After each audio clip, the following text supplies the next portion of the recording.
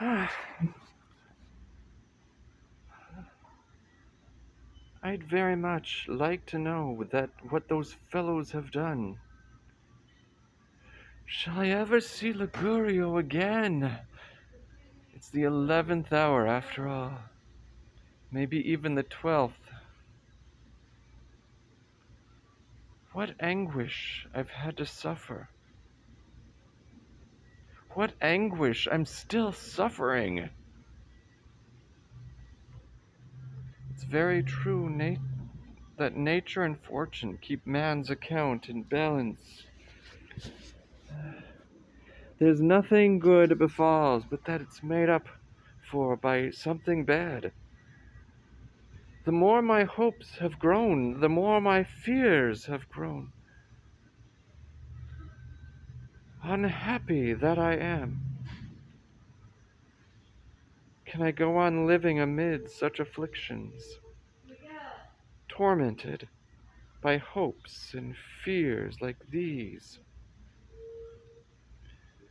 I am a ship rocked by opposing winds, and the nearer she gets to the harbor, the more she has to fear. Messer Nietzsche's simple-mindedness gives me grounds for hope. The foresight and resolution of Lucrezia give me cause for fear. No respite, no peace anywhere. From time to time, I try to regain my self-control. I take myself to task for my raging passion. I say to myself, what are you doing? Are you mad? If you possess her, what then? You'll see what a mistake you've made. You'll repent all the trouble and thought that you lavished on the affair. Don't you know how little good a man discovers in the things that he desires, compared with what he thought he would discover? Look at it another way. The worst that can befall you is that you will die and go to hell. Many a man has died before you. A large number of worthy men have gone to hell. Are you ashamed to go there? Look fate in the face, fly from evil, or if you cannot fly from it, bear it like a man. Don't grovel and prostrate yourself before it like a woman. That is how I cheer myself up. But it doesn't last very long. The desire to be with her at least once comes at me from all points of the compass. It shoots through me from top to toe and changes my whole being. My legs tremble, my bowels melt. My heart is pounding fit to burst. My arms hang limp. My tongue falls mute. My eyes are dazed, my head swims. If I could only find Ligurio, I'd have someone to pour out my woes to.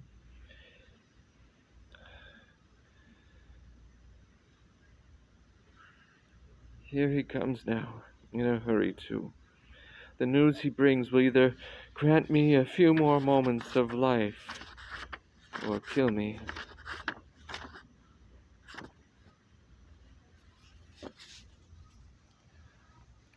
I've never been more eager to find Calamaco, and I never found it harder to find him. If it had been bad news that I was bringing, I'd have found him right away.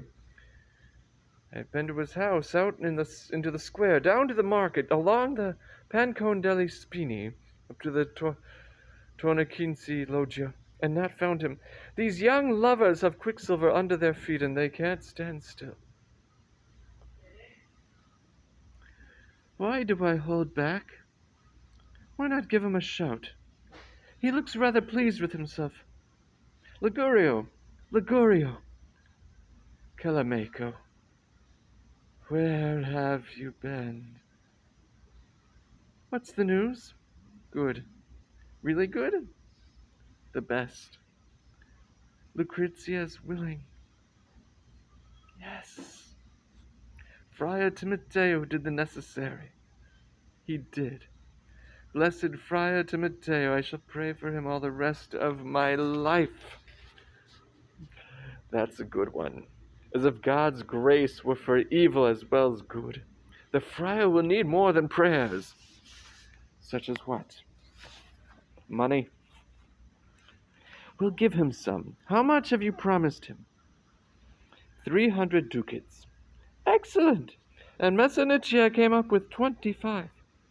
Why, and suffice it that he did. And what did Lucrezia's mother do? Almost everything. The moment she knew her daughter was going to have such a pleasant night, and without sin, she went to work on Lucrezia, pleading, commanding, reassuring everything. She got her over to Friar Timoteo's place, continuing the good work till she gave her consent. God, what have I done to deserve such a boon? I could die for joy. What sort of man is this? Whether for joy or sorrow, he's determined to die. Did you get the potion ready? Yes, I did. What'll you send him? A glass of Hippocras. Just the thing to settle the stomach and cheer the brain. Oh dear, oh dear, oh dear. I'm undone. What's the matter? What can it be? There's no remedy now. What the devil's the matter with you? We're getting nowhere. I'm locked in a fiery furnace. Why? Won't you tell me? What's the matter? Take your hands from your face. Don't you remember I told Messer that you, he, Zero, and I would catch somebody to put in bed with his wife? What of it? What of it? If I'm with you, I can't be the man that's caught. And if I'm not with you, he'll see through the deception. True, but we can't find a remedy? I don't see how. Yes, we can. What? Let me think it over for a minute. So that's it. If you're still at the thinking stage, my goose is cooked. I have it. What? The friar. He's brought us this far. He can bring us the whole way. How? We must all wear disguises. I'll have the friar wear a disguise, then get him to change his voice, his features, his clothes, and then tell Messer Nietzsche that he's you. He'll believe me. I like that. But where do I come in? I'm counting on you to put a tattered old cloak on, then to come around the corner of his house, lute in hand, singing a little song. With my face showing? Yes, if you wore a mask, he'd smell a rat. He'll recognize me. No, he won't. I want you to grimace. Twist your face up, open your mouth, and grind your teeth together. Close one eye. Go on, try it. Like this? No. Like this? Not enough. This way? Yes, keep that. And I have a false nose at home. I'd like you to stick that on. All right, then what? As soon as you appear at the corner, we'll be there. We'll snatch the lute from you, grab hold of you, twirl you round and round, take you into the house, put you into the bed. The rest you'll have to do for yourself. The thing is to get there. You'll get there, but as to how you're to get there, again, you must solve that one. How? Possess her tonight, and before you leave, let her know how things stand. Reveal the deception. Let her see how much love you bear her. Tell her you adore her. Tell her she can be your friend without loss of reputation, or your foe with loss of reputation. It's inconceivable that she wouldn't want to cooperate. On the contrary, she won't want this night to be the only one. Do you believe that? I'm certain of it. But don't let's waste any more time. It's 8 o'clock already. Call Ciro and send the potion to Messer Nietzsche. Then wait for me at home. I'll collect Friar Timoteo, see that he gets into disguise, and bring him back here. Then we'll take out Messer Nietzsche. Then do what's left to do. That sounds good. Get going. Hey, Ciro! Sir? Come here. Here I am. Get the silver goblet from my bedroom closet. Cover it with cloth. Bring it here, and be sure you don't spill the stuff on the way over. I'll do that. That fellow's been with me 10 years now, and he's always served me faithfully. I believe I can trust him, even in this affair. And although I've not said a word to him about this deception, he's guessed what's afoot, for he's quite a rascal, and he's falling in, I see, with my plans. Here it is. Good. Now go to Messer Niccia's house and tell him this is the medicine that his wife is to take right after supper, and the sooner supper is, the better it'll work. Tell him that we'll be at the corner in due order at the time he's to meet us there, and hurry. Right. One moment. Listen. If he wants you to wait for him, wait and come back with him. If he doesn't want you to wait, come right back as soon as you've given him this and the message. Yes, sir.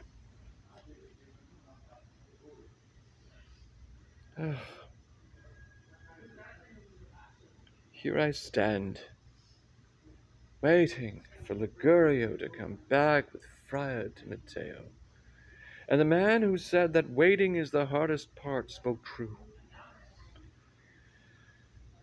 I'm wasting away at the rate of £10 an hour, thinking where I am now and where I may be 2 hours hence, and fearing lest something should happen to upset my plan.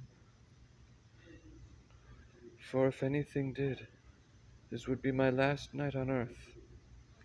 I should either throw myself in the Arno, or hang myself, or fling myself out of the window, or stab myself on her doorstep. But isn't that Ligurio? And there's someone with him with a hunchback and a limp. That'll be the friar in disguise, I'll swear. These friars know one, and you know the lot. Who's the fellow that's joined them? It looks like Ciro. He must have fished his errand at Messer Niccia's. It's him, all right. I'll wait here for them. Then to business.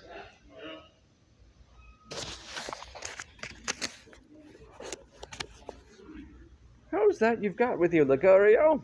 A very worthy man. Is he lame or shamming? Mind your own business.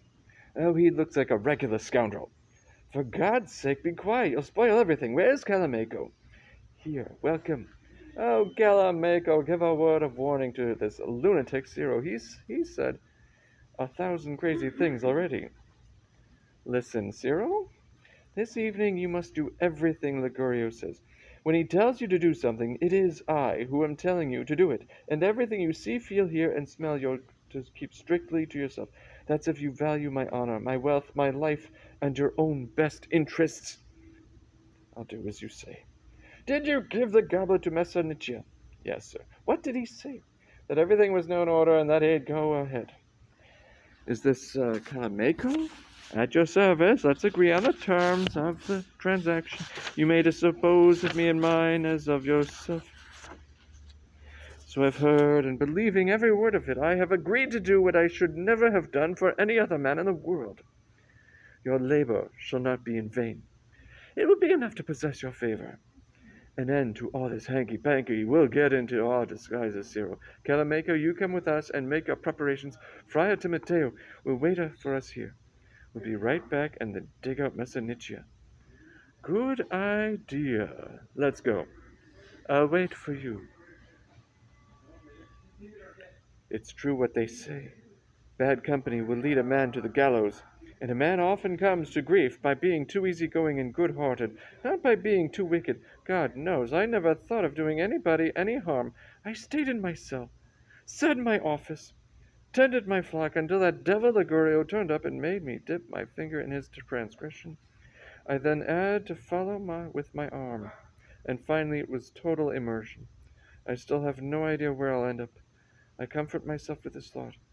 When something involves a large number of people have to be extremely careful. But here's Ligurio with that servant.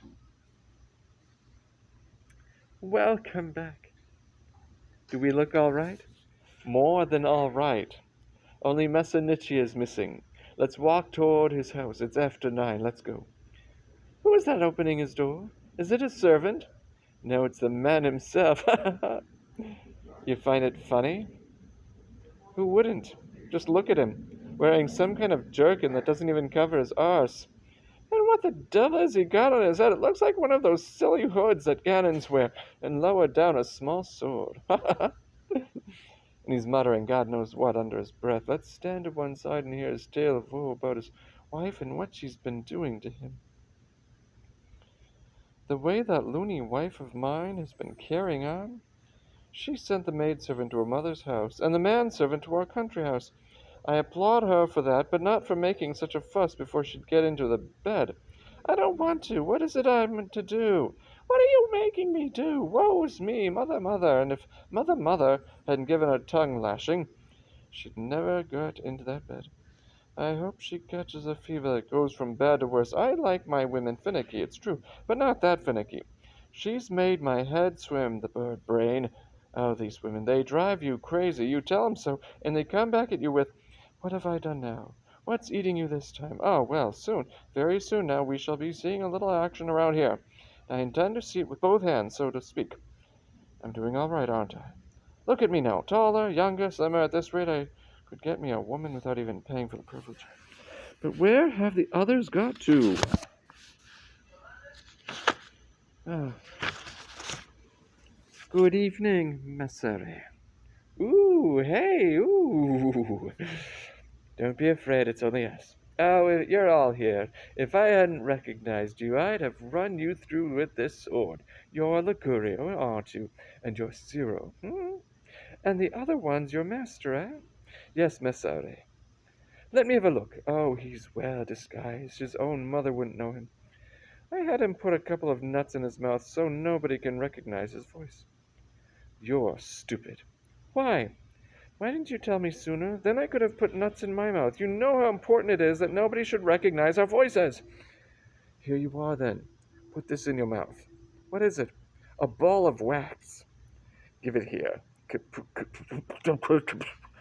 A pox take you, you murdering hound. Oh, forgive me, I must have got them mixed up. What was it? Bitter aloes. Damn you, Ligurio. Master Calamaco, do you stand by and say nothing? I'm very angry with Ligurio. You have disguised your voice. That's good. Don't let's waste any more time here. I'll take over the duties of captain and give the army the order of the day. Calamaco will take the right horn of the crescent. I'll take the left. Messenicia will be in between us. Ciro will bring up the rear, and back up any of our forces that yield ground. The password shall be Saint Cuckoo. Who's Saint Cuckoo?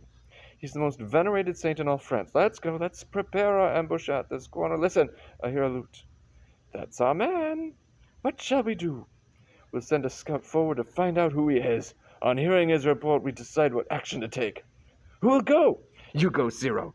You know what to do. Observe, study the situation, return at the double. Report. Right. I hope we don't make some terrible mistake. Suppose it's a cripple or a sickly old man. We'd have to repeat the performance tomorrow night. Don't worry. Ciro's a reliable fellow, and here he comes. What have you found, Ciro?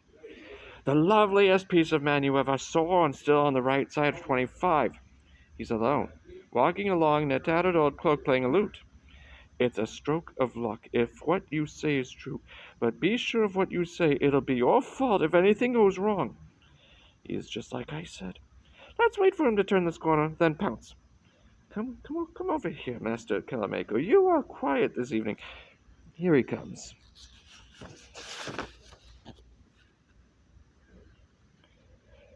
Since fortune keeps me from thy bed, mayst thou the devil there instead. Hold him tightly now. Hand over that lute. Help! What have I done?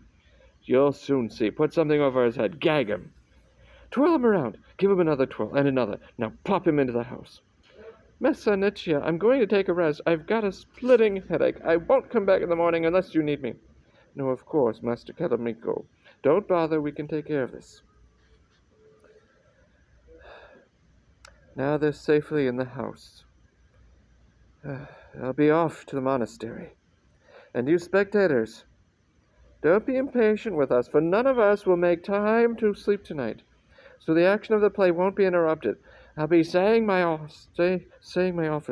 Ligurio and Ciro will be having supper. Since they haven't eaten all day, Messenicia will be pacing the floor like a cat on hot bricks till the suspense is over. And as for Calamaco and Madonna Lucrezia, if I were he and you were she, do you think we'd sleep tonight?